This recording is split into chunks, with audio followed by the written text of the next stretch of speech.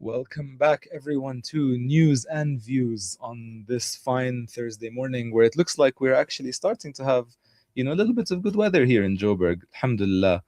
I've been told that, I maybe shouldn't talk about the weather too much on this show, but hey, we all experience it.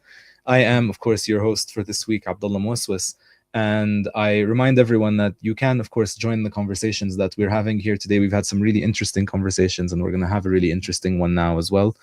Our studio line is 011-680-0355. Our WhatsApp is 061-766-0355. Feel free to send a message. You can reach us on X as well at Salam Media with using the hashtag Ramadan 2026 SM. The Facebook page as well, of course, we're broadcasting live, and you can always leave us a comment there. Facebook.com/Salam Media, and you can also listen to us live from the Salam Media website, salammedia.com/listen-live. And we are now privileged once again to be joined by Mohammad Marey from New Jersey, where it's now a ridiculous hour in the night or in the morning. I'm not really sure whether to say to you good night or good morning. Assalamu alaikum, Mohammed. Wa alaikum salam wa rahmatullahi wa barakatuh. Back, Both work at this point. back by popular demand, mashallah. Thank you. Alhamdulillah. I'm So, very happy to be back. thank you so much. We're happy to have you. So, Mohammed is a historian and educator whose research focuses on politics and power in the medieval Islamic world. Currently, he teaches world and American history at an all-boys school in New Jersey.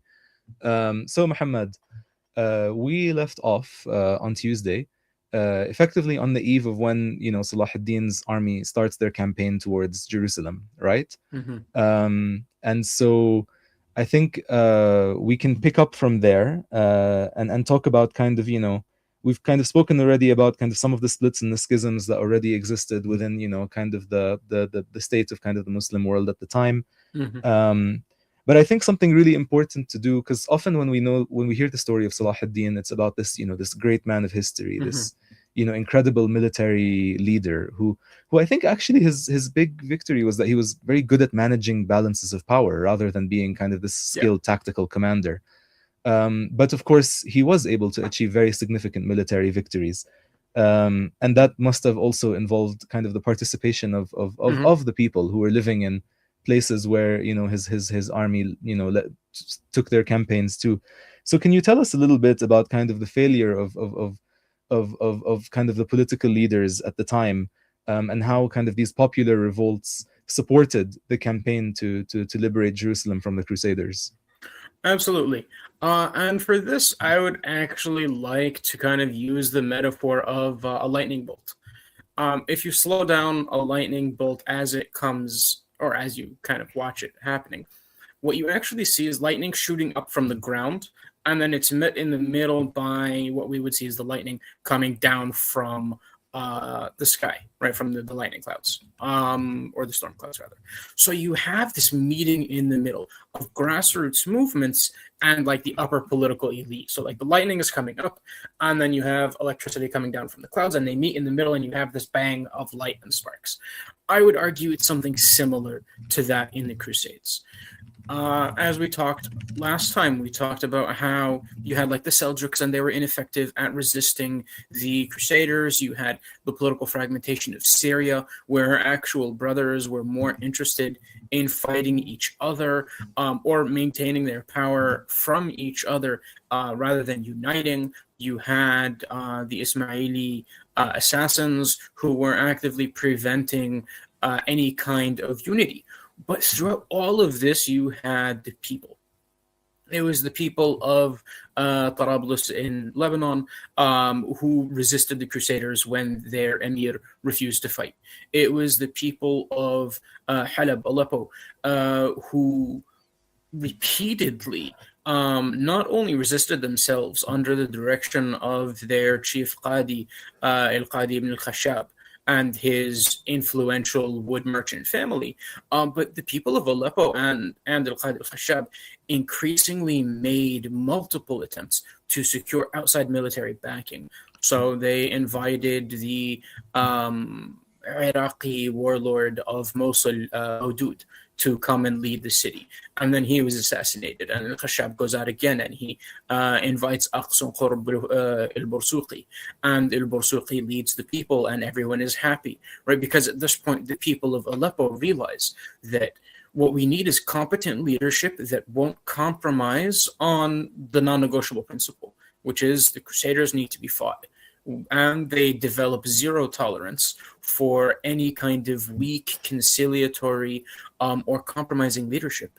And they voice this through their Qadi, who basically puts out a job posting. And he's like, we will support anyone to come be the emir of Aleppo, so long as they agree on this one non-negotiable principle that the Crusaders are to be fought and not to be compromised with.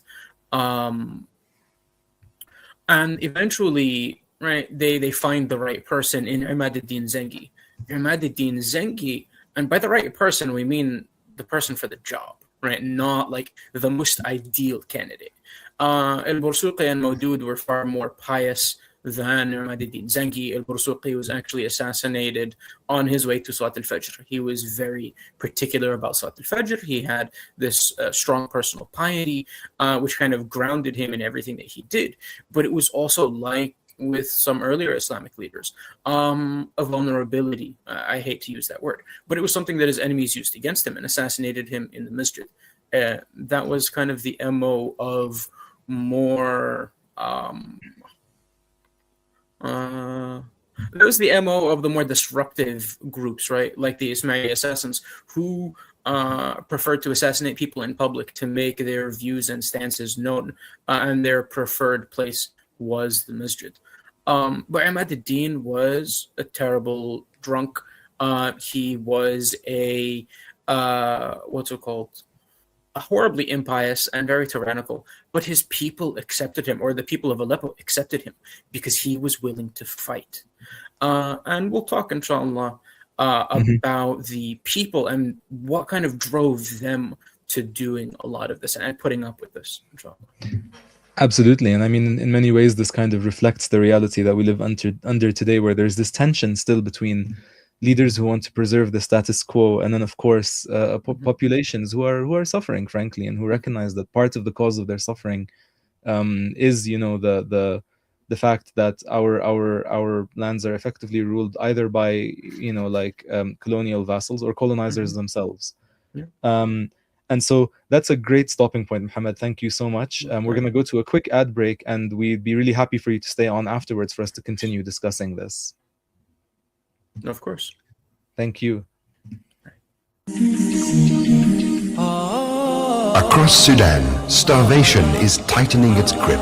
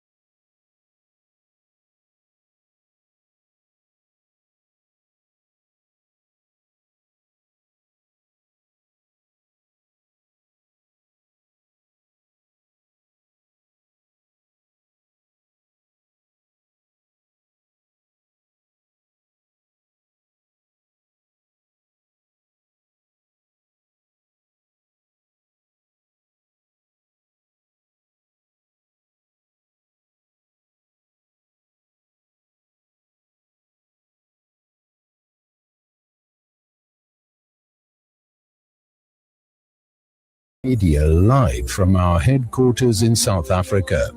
This is Salam Media, keeping you company this Ramadan. Amazing. Thank you for staying with us, listener. And of course, thank you for staying with us, Muhammad. And for kind of continuing to talk about this excellent story with us. And so where we left off, of course, you were telling us about Imad ad-Din Zengi, and the kind of character that he was, but the importance of kind of acknowledging that the people wanted to rid themselves of the harm that the presence that the Crusaders were causing in the land of Palestine and I guess in the Levant more generally. So what happens next? I mean, in that story. So what happens is that a lot of the processes and social pressures that had been working since a little earlier in the 1100s kind of mature. What happens is that the arch scholar of the time, right, Imam Abu Hamid al-Ghazali, who was active in the early 1100s, realizes that there's a deeper corruption within the Muslim Ummah because the Crusaders aren't they're not the cause of this malaise within the Ummah. They are just the last and most effective nail in what is essentially the coffin of the Middle Islamic period. There's just mass corruption. There is a general spiritual withering.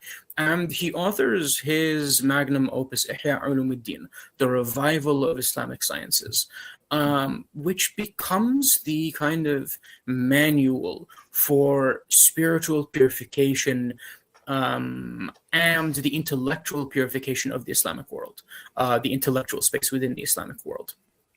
He is, of course, the process or the product itself of a much earlier attempt or a slightly earlier attempt by the Seljuks to revive the Sunni intellectual and spiritual space, which is the schools of Nizam al-Mulk, the great Seljuk vizier, the Nizamiyat as they're called. Imam Ghazali was a professor or was one of the leading figures within the Baghdad Nizamiya. His work becomes the curriculum, so to speak, and is handed down to successive generations of scholars like the influential Abdul Qadir al-Jilani and Ibn Qudama, both of whom continue to refine Imam Ghazali's points and make it more and more accessible to a wider population of the Muslim people. Al-Julani and Ibn Qudama also author books on prayer and spiritual development and self, what's the word I'm looking for? And kind of purifying the self, right? Tazkiyat al-nafs in Arabic. And Imam Ghazali kind of rehabilitates what was a very intellectually weak and spiritually floundering Islamic spirituality and Sufi movement. He mainstreams tasawwuf, particularly through the elements of tazkiyat al-nafs. He argues that all spirituality needs to be rooted in Sunnah and Quran. And his disciples and students, Imam Abdul Qadir al-Jilani and Ibn Qudama, take his work a bit further. And even Ibn Taymiyyah, who would become like the third generation and deal with the next Islamic crisis, all benefited from this. And what happens is that some of the more religiously inclined elements, the political elements, like Nur ad-Din Zengi, Imad ad-Din's son, who maintains his father's vision, his political aptitude, and loses the drunkenness, which was the cause of Imad ad-Din's death. He personally sponsors 42 madrasas across Syria and Iraq. He is the one who sends Salahuddin to Egypt, which was at the time was the cornerstone of the Fatimid Ismaili movement. Salahuddin, through his own political machinations, becomes Sultan of Egypt and begins to dismantle the Fatimid state. He patronizes and funds schools and Sufi lodges and really helps build this Islamic character, this religious character within the people, which was already there. And so you have Ibn Qudama, Ibn al-Athir, they actually joined Salahuddin's armies. They help to legitimate Nuruddin and Salahuddin's political ventures. They give an already thirsty people an outlet for what they wanted, which was the safety of their lands, the removal of the Crusaders, and the restoration of Jerusalem as its rightful to its rightful place as the heart of Isham. And this is where everything kind of comes together. So within the scholarly space, there's this discussion of Salahuddin and that generation as the kind of shining product of the dual labor of Nizam al-Mulk and his system of schools, and Imam al-Ghazali and his Ihya Ulumuddin. And in all of this, right, behind every great man, right, there's that saying, behind every great man is a great woman. Behind every great man, there's also great people who are just willing to do the quiet work behind the scenes to get things where they need to. There's a saying that is attributed, or there's a story attributed to Sayyidina Ali radiallahu anh, that when the civil wars broke out in his time, an ignorant man asked him, why is it that the civil wars broke out in your time and not in the time of your predecessors like Abu Bakr and Umar, thinking that this would somehow like impinge or undermine the high status of Sayyidina Ali radiallahu anh. And Sayyidina Ali turned it on the man, and he said, when Abu Bakr and Umar were in charge, they commanded men like me, and now that I'm in charge, I command men like you. So essentially, leaders can only do so much. They can only do what their people will push them towards or will demand of them. This is something you see particularly like in governmental systems that are more receptive to popular input. It's the zeitgeist and the will of the people that, when honed the right way, can really drive political discourse and drive the direction of politics. And you see this in the Crusades. Absolutely. Thank you so much, Mohammad. I mean, I think it's really important, some of these things that you brought up, of course, again, if we're trying to come back to where we are right now as well. I mean, you're right. Like, there is, of course, a crisis in leadership, but also the fact that, you know, in a lot of countries that have Muslim populations, civil society is completely dead, non-existent, demobilized, and a lot of people have kind of, you know, accepted that in many places, so long as, you know, like they're able to live what they kind of think is a dignified life. But of course, I don't know what dignity is when you know, like our, you know, brothers and sisters are suffering the way that they are today.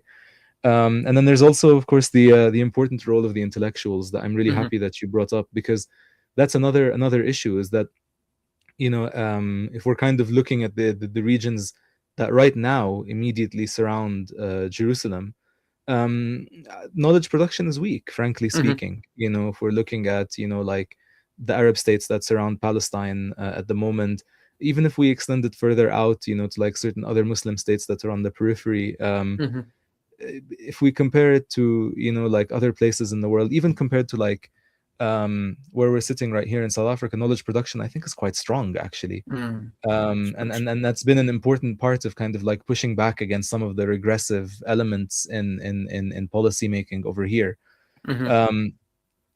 So I think, you know, like that, I think, is one of the key lessons that we should take. First, well, two of the key lessons, actually. One is, of course, that you know, as people, we should remain always not just kind of engaged in terms of charity, but also in a political sense, that we also have to, you know, be ready to make demands of the people who lead us, and we have to be ready as well to accept that, you know, like achieving a dignified life for our children will inevitably involve sacrifice at that level.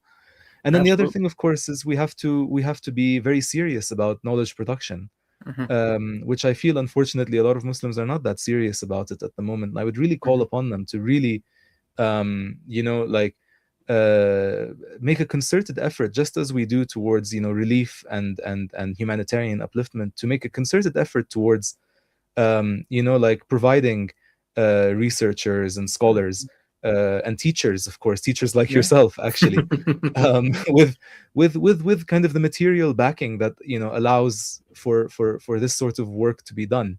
As you say, you know, like the expansion of schools in the region also supported, you know, the kind of emergence of this mindset of being able to understand the importance of being engaged in this liberatory struggle.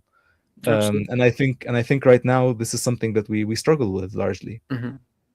And so thank you for humoring me, Muhammad, No, of course. as I just sort of went on my own ramble on during your time. No, I mean, it But works. It's a very concise kind of summation of it. I would add one other point, and that would be imagination. We have to be able to imagine a different ordering of society, a more perfect, a more better ordering of society. Exactly. And if we allow ourselves to fall into the quagmire of the status quo, and we believe that the only thing we can reproduce is the status quo, then we kind of lose sight of the goal. And I would tie this back to, again, like the knowledge production of the medieval Islamic era, focusing on tazkiyat an-nafs, on self-purification, that ultimately these things are connected to some of the bigger vices that tie us down. Why is it that we're afraid of knowledge production? Because we fear for our positions. Well, we wouldn't fear for them if we knew that they all came from Allah subhanahu wa ta'ala, or if we acted like we knew that they all came from Allah subhanahu wa ta'ala, that we have bigger and better purposes than the maintenance of a, okay, this is good for me right now, status quo, but bad for everyone else. Yeah, and I mean, that's of course why, like, you know, I think we also need to take seriously the fact that a liberatory struggle for Muslims also inevitably is a class struggle as well. Because I think that's sometimes an element that we ignore, because, you know, throughout history, of course, you've always had colonial elites, economic elites who always have looked, you know, rather than to be in solidarity with the masses who are suffering among their people, to find a way to extract and accumulate capital and benefit from these situations, as you kind of highlighted earlier with the situation of you know, Aleppo and Damascus in the early days of the Crusades. Anyhow, Muhammad, I have to wrap up at the moment. Thank you so much for joining us. Jazakallah khair. Allah reward you as well for spending part of your Qiyam al-Layl, I guess, speaking to us here in South Africa. We were very privileged to have you. Thank you. It's an honor. And inshallah, at some point, you know, the conversation can continue. Absolutely. Inshallah. Thank you so much, Muhammad. Assalamu alaikum. No, thank you. Wa alaikum salam wa rahmatullahi wa barakatuh. And with that, we arrive at the end of today's episode of News and Views. This was, I think, an episode full of really interesting conversations. Tomorrow, of course, is my final episode as your host for this week. It's been really a privilege to be here with you, to have your ears, to speak to you all.